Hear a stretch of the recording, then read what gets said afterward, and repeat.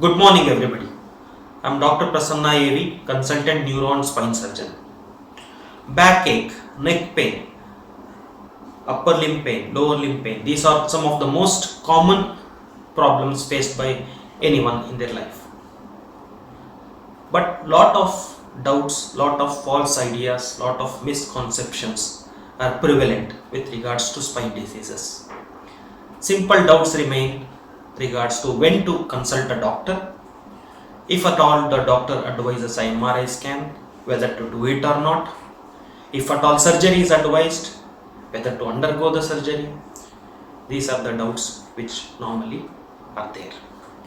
The moment a doctor says the spine surgery, even the educated fellow gets scared. They try to do physiotherapy, try to get homeopathy, try to get other alternative medicine things, but anything to avoid a surgery. In this small video, I want to show you the surgery of a cervical spine problem which is called cervical disc prolapse.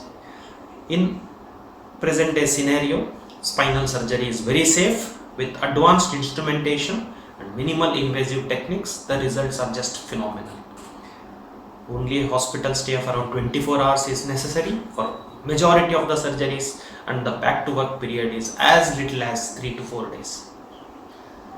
So just go through this small clip, enjoy and share, like and subscribe. I'll be posting much more videos like this which will educate you and clear all your misconceptions. Thank you.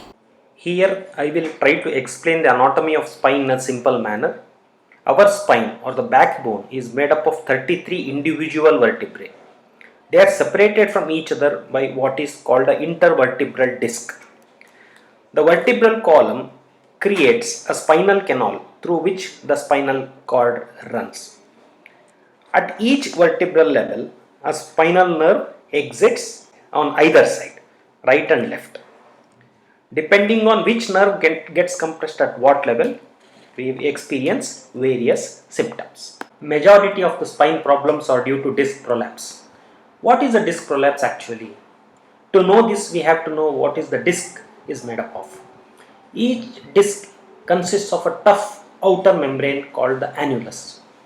This encloses a gel-like substance called nucleus pulposus. The nucleus, being a gel, acts as a shock absorber during the various movements of the body, while the annulus prevents it from escaping out. But whenever there is an injury to the annulus, the gel seeps out, and that is what is called a disc prolapse. Symptoms depend on what type of prolapse one has. A central disc prolapse compresses the spinal cord directly, and it can cause symptoms anywhere in the body below that level. To give an example, a central disc prolapse in the cervical spine can give rise to weakness of both legs as well as urinary symptoms like retention. Paracentral discs normally present as pain. This pain is also called radicular pain. Upper limb pain is seen in cervical prolapses while lower limb is involved in lumbar area.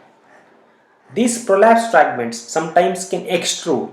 They can become separate and migrate up and down the spinal canal, and these usually cause severe pain and other symptoms like weakness.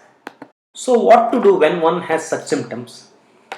A spine surgeon should be consulted, and an MRI of the spine is done often as an investigation of choice. This is an MRI of a patient who has had severe pain in the right upper limb, and the MRI here reveals a large right paracentral disc prolapse. What is the treatment when one has a cervical disc prolapse? This is a very common doubt everyone faces. Fortunately, not a lot of patients require surgery, and many respond well to medication and exercise. Cervicalers help too in selected cases, but in cases with significant spinal cord or spinal nerve compression, surgery is required. Normally, cervical disc prolapses are treated with a procedure called ACDF, that is anterior cervical discectomy and fusion. Here, the cervical spine is approached through the front of the neck through a very small incision. the affected disc is exposed, and in cervical area the entire affected disc needs to be removed and the pressure on spinal cord and the nerve root relieved completely. Then the space created there by the removal of the disc is filled with what is called a titanium cage, and this is called the fusion. This is fusing the upper and the lower cervical vertebrae. This cage provides the stability and the space required for the nerve to exit on either sides.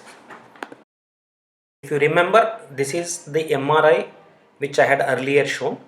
This patient had a right upper limb pain and he was not able to move at all, and we operated on him, and here I will be showing a short clip about the surgery. This is the position given. This is the front of the neck. This is an extended position. This is the incision which has been marked, and now it will be cleaned and draped. After draping and dissection, we put what are called cervical self-retaining retractors. This is the view. Once you retract, you can see the disc space there. A part of the disc has already been removed. The white thing what you can see is partly removed disc. You have to remove that disc completely and decompress the spinal cord completely. Rest of the surgery is done under microscope. The microscope gives us very good illumination and magnification. Since cervical spine surgery is a very delicate surgery, use of microscope is absolutely essential. Here you can see through the microscope how we are removing the disc fragments. These disc fragments are carefully separated and removed. Once the disc fragments are removed, even protruding bone fragments can be removed, and the spinal cord and the spinal nerves are freed completely. This is the final picture. As you can see, the whole of the disc has been removed. The upper and the lower vertebrae can be seen very clearly.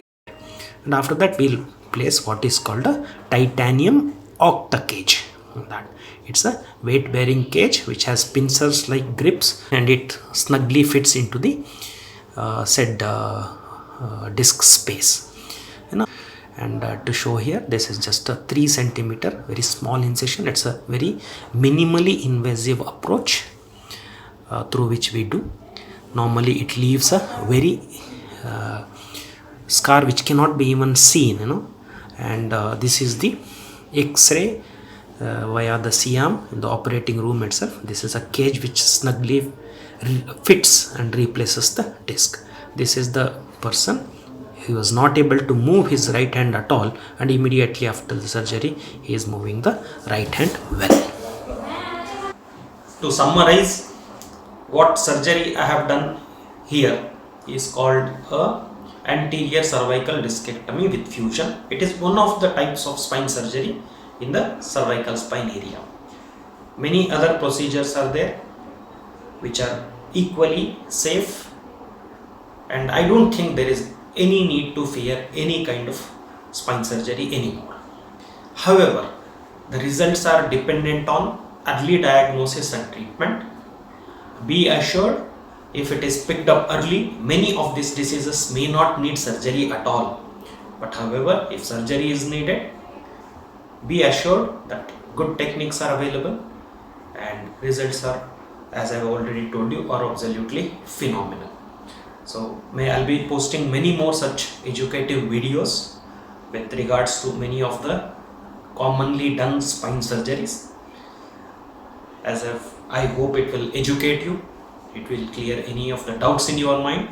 If anybody wants me to post any particular video about any surgery, or if you have any doubts, please go to the comment section. Please do comment. I'll be very happy to reply. Thank you so much for watching. Please subscribe my channel to watch many such more videos. Thank you so much.